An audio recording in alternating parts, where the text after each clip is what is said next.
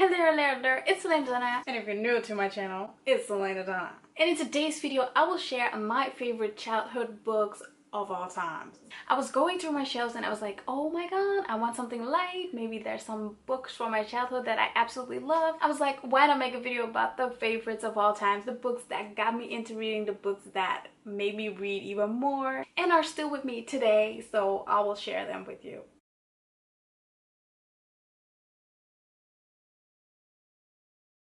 If you haven't subscribed to my channel, then please feel free to do so. And if you like this video, then please give it a thumbs up. And now let's get on to the books.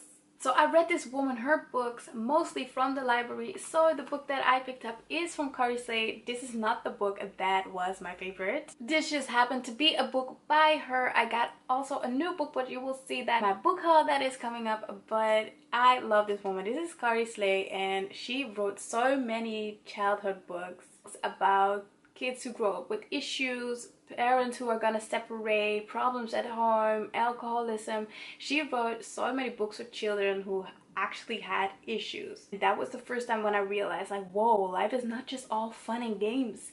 Like, there is serious business out there, and some kids might be smiling in class and then have this whole baggage of garbage going on at home. It is something that I've been loving from her ever since I started reading her books. She was so spot on to make like grown-up issues understandable for young readers. This year she turned 70, and that's why she's celebrating, and all of her books that came out are now like being sold with a discount, and I just absolutely love it. I won't pick up any of the books because I picked up another book by her and we'll see it, but I'm just really happy with her. I know she's a Dutch author, but if you have a translated book from her, I think it is amazing if you will pick it up, especially for kids. It is amazing. Her writing style is so easy to grasp on. She does a fantastic job of taking you on the journey and just going through the book without even putting it down. Then I got a raw doll with the big friendly giant in English, but I got the Dutch version and we call it the Helleur. You're probably like, yeah, sure, okay, whatever, but yes. This book to me was just like this whole magical world that I stepped into, and I was like, oh, there are giants? Of course there are not giants. But my little self really believed it. I absolutely love this. I made my mom read it to me when I went to bed, but I also read it by myself because I was like, I want to read it again. I think I read this like 4 times. I absolutely love this story, and I love the movies that they did inspired and based on his books. Next to this one, I think like The Witches is one of my favorites. Oh, and Matilda is also by him, right? Like, yes. When I was 7 years old, I also had to read this to our class because we had like this quarter before we went home for our lunch.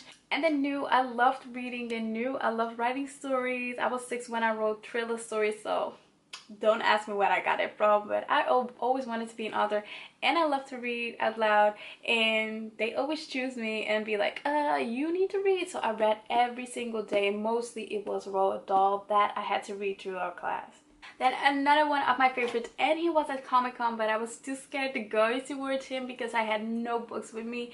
But we have Powerful Known, and this is an author that really drew me into like the scary part of books. Like, it was about werewolves, a guy who turned into a werewolf, and that was super exciting at such a young age to be like, oh my god, that was like my first encounter with like fantasy. To read about someone who turns into something else and then to just have adventures at night, even though they also had to go to school, to me was really intriguing, and I absolutely loved it because I was like, I have to go to school, but I don't turn into a werewolf at night, but I also want to escape this world because me and my problems, we're so done in this world.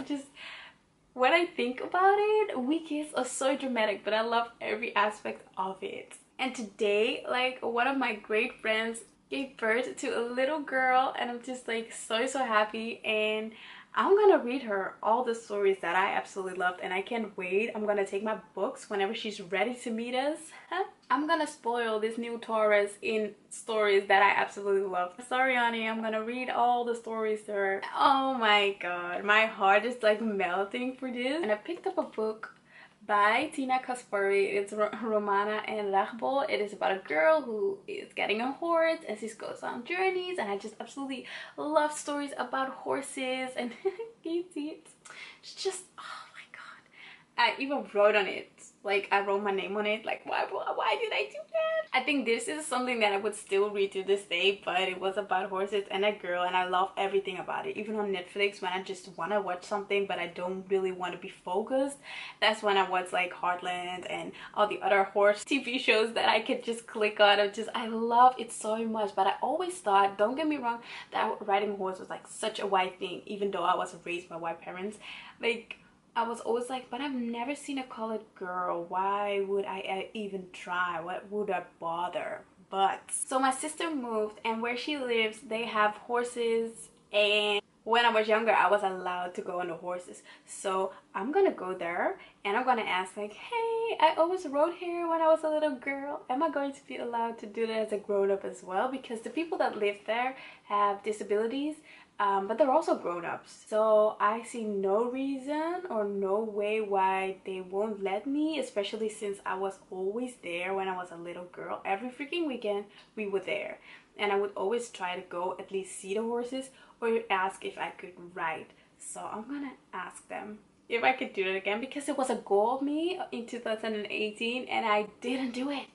I didn't. I just absolutely think those animals are so magical, and I really just want to sit on a horse and ride it. Then another one of my faves is R.L. Stan, and we had these, and these are so amazing. It is called Goosebumps, the Goosebumps series, but we also have these little pockets, and they're now like being sold for like 30 cents. It is R.L. Stan. He has the same initials as I do. I just absolutely love his books. You know, every weekend there was a movie based on one of his books. I absolutely loved it. I was scared to death, especially the one with the doll, but I have so many of these pockets, and I have like 6 of these Goosebump books, and my brother always read them, and I was just like, I want to read them. My mom was like, no, they're probably too scary for you, and I was like, no, I'm gonna read it. And then I would, you know, end up crying, being like, oh my god, I'm so scared, because of the things that happen in these stories. But I absolutely loved thrillers when I was younger, and especially because my mom was like, no, I don't think that's a really good idea. I was like, it is a really good idea. So maybe that's one of the reasons why I got back into it, because of these little pockets. I'm back into reading thrillers, and I'm loving thrillers right now. It's one of my favorite genre ever. He is just one of my favorite. And if you haven't even read any of these books, why are you even here? You really should check out R.L. Stine. He's just, oh, he's my favorite. Then we got Louise Renningson. Her book was also made into a movie with one of my faves of all time, Mr. Aaron. He's just like so hot. Too bad he's married. Angus Tonks and Full Frontal Snogging. That was the name of the movie and what this book is about. This is a diary form, but it is so funny. Again, a book with these kids dramas that you're like, whoa, this is not that big of a deal. But then when you were this age, you were like, this is a big deal. Gossip, talking about boys, getting bad grades.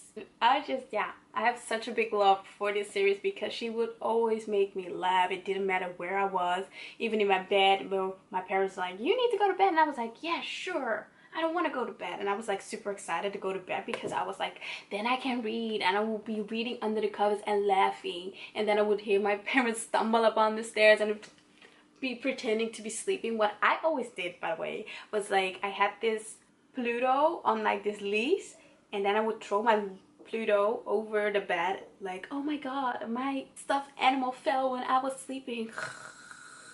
And I was pretending to be sleeping. So my parents would tuck me in again, and they always knew that I was not sleeping, but they didn't say anything. But when I got older, I talked about it, and I was like, did you guys know that I was like fake sleeping? And they were like, are you being serious right now? Of course we knew. We heard you laughing and giggling all by yourself, and you think then you're sleeping in 2 seconds? No, girl, we knew. But yeah, I don't know about you, but I have so many amazing memories surrounded by books, connected to the books. So yeah. And I said it wrong in the beginning, but this is basically like my favorite childhood authors instead of the favorite books from my childhood, because they wrote many different books, but I'm all talking about the authors. So this is my favorite authors. I'm so sorry. Disclaimer. And then of course the fave of all the faves, J.K. Rowling with the Harry Potter series. This woman is phenomenal. She's amazing. Her books were amazing. I already told you in one of my videos what that world meant to me and how I rolled into it in one of my reading vlogs. But yeah, I just have such an amazing experience with this book, with the things around it, with the people that I talk about it around it, the things that I got to see and experience just because of this series. It's just amazing, and it will always have a special place in my heart. I'm still a big fan till this day, so yeah, I don't know about you, but I absolutely love this world, and there won't be ever a moment in my life where I'm like, okay, I'm done. So yeah, these were my favorite authors of my childhood, and I'm just super curious what your favorite authors or books were from your childhood.